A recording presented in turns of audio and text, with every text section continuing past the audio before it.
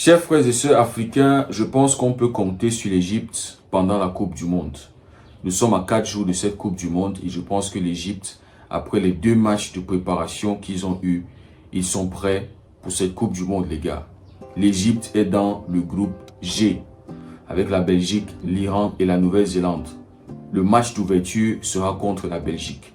Les gars, il n'y a aucune raison que l'Égypte perde ce match contre la Belgique. Ce match-là, minimum, match nul, l'Égypte doit prendre un point. Et je m'attends à ce que l'Égypte batte l'Iran et la Nouvelle-Zélande. Pour moi, je n'attends pas moins que ça de l'Égypte. Je m'attends à ce que l'Égypte fasse ces 3 matchs sans perdre. Parce que de ce que j'ai vu lors des 2 matchs de préparation, l'Égypte est capable de le faire. Le tirage de l'Égypte était bon, les gars. Celui qui n'a pas eu un bon tirage, c'est la Tunisie. Donc pour le premier match de préparation qui était contre la Russie, je n'ai pas pu voir ce match-là, mais selon les statistiques, il y avait une maîtrise de la part de l'Égypte. Possession de balles, plus de situations de but, plus de tirs cadrés, les gars. Et donc, logique, victoire 1-0 de l'Égypte. Donc la nuit dernière, 2e match de préparation contre le Brésil. Malgré le fait qu'ils perdent ce match, il y a tellement de points encourageants, les gars. Premièrement, le fait que l'Égypte est organisée, que ça soit défensivement, que ça soit offensivement, les gars. Deuxièmement, le jeu que propose l'Égypte. Franchement, j'étais impressionné. L'Égypte que j'avais vue lors de la CAN, c'était un Égypte bloc bas, contre-attaque, bloc bas, transition. C'était pas une Égypte qui pressait haut, c'était pas une Égypte qui essayait de dominer, qui essayait d'avoir la possession de balle. Mais ce que j'ai vu hier contre le Brésil, j'ai pas vu un Égypte qui était là en mode respect pour le Brésil, en mode... Non, les gars. Dans les phases de possession de l'Égypte, je les voyais presser haut. Je les voyais sortir les balles proprement de la défense jusqu'en attaque, les gars.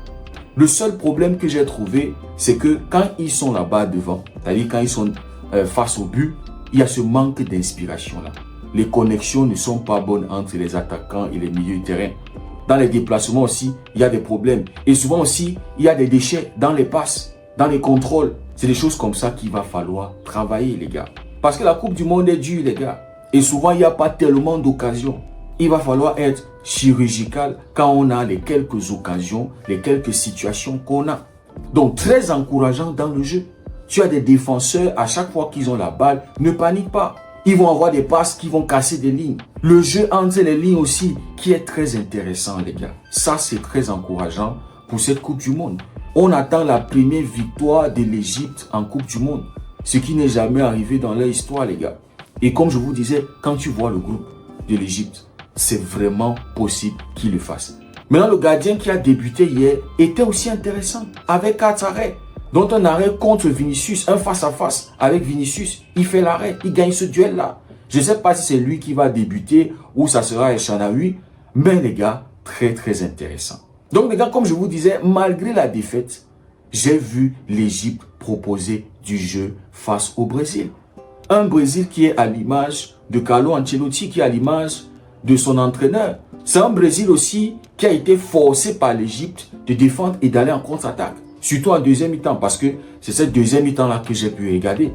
J'ai vu un Égypte pressé haut, avoir de longues séquences de possession de balles. Le problème de l'Égypte, c'est que l'Égypte n'est réellement pas dangereux. Vous voyez, c'est ça qu'il va falloir travailler. Mohamed Salah n'avait pas débuté le match. Mais quand il était entré en jeu, les gars, on a senti sa présence. C'est vrai qu'il avait gâché certaines situations de contre-attaque. Mais bon, les gars, globalement, il avait fait une bonne entrée. Mais si l'Égypte doit faire une grosse Coupe du Monde, ça va passer par un grand Mohamed Salah. Les situations de contre-attaque, les 1 contre 1, il va falloir qu'il les gère bien. Soit les passes, soit réussir ses dribbles. Parce que souvent dans le dribble, il va se faire prendre la balle. Un autre point positif, c'est le fait que j'ai vu les attaquants chercher l'espace dans le dos des défenseurs. Mais le problème qu'il y avait eu, c'est que les gars ne calculaient pas bien leur course. Et je pense que si c'est bien travaillé, les gars, il y aura des situations de face à face. Avec des attaquants comme Marmouche, Hamza Abdelkarim, notre petit de Barcelone, qui peuvent aller chercher la profondeur.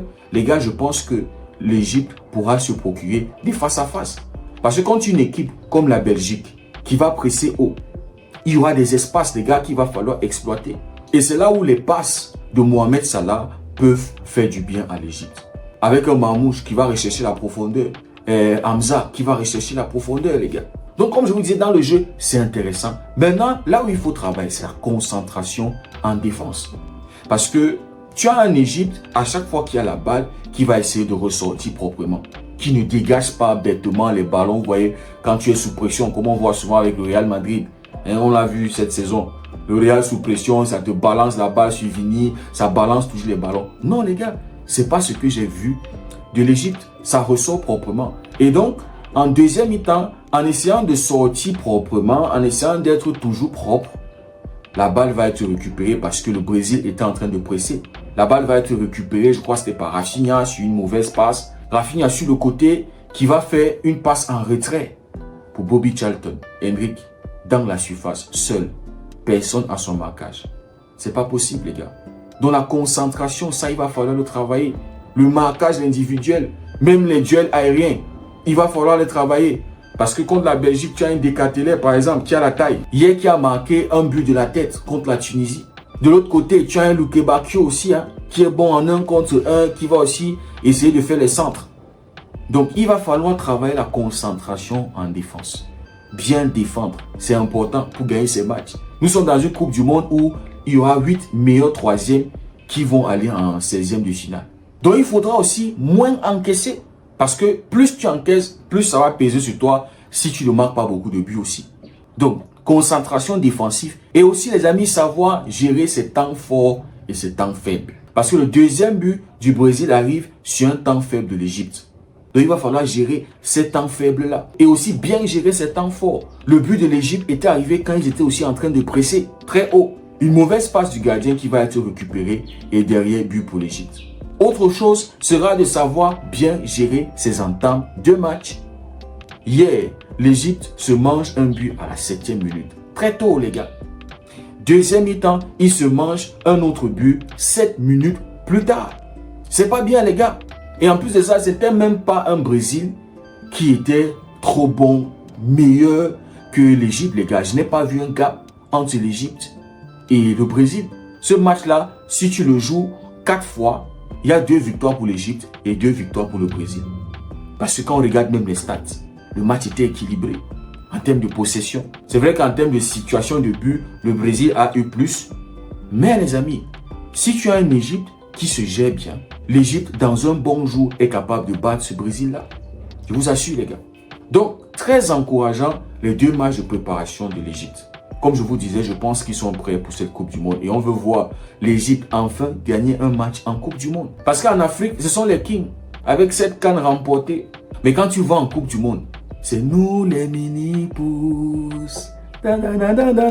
C'est les mini-pousses en Coupe du Monde. Mais ils ont eu un tirage favorable, les gars. Et donc, je m'attends à ce que l'Égypte, minimum, soit 2e de son groupe. Dans le pire des cas, doit être parmi les 8 meilleurs 3e pour aller en 8e de finale. Donc les gars, on attend ce match d'ouverture contre la Belgique avec impatience. Et comme je vous disais, c'est pas une Belgique aussi qui est tellement fort. C'est une Belgique qui a tellement de déchets dans son jeu. Et ça, il va falloir que l'Égypte les corrige. Parce que hier, la Tunisie, des blagueurs, pas de cohérence, désorganisés. Ils ne savent pas défendre, ils ne savent pas attaquer. C'est-à-dire, rien la Tunisie ne sait faire.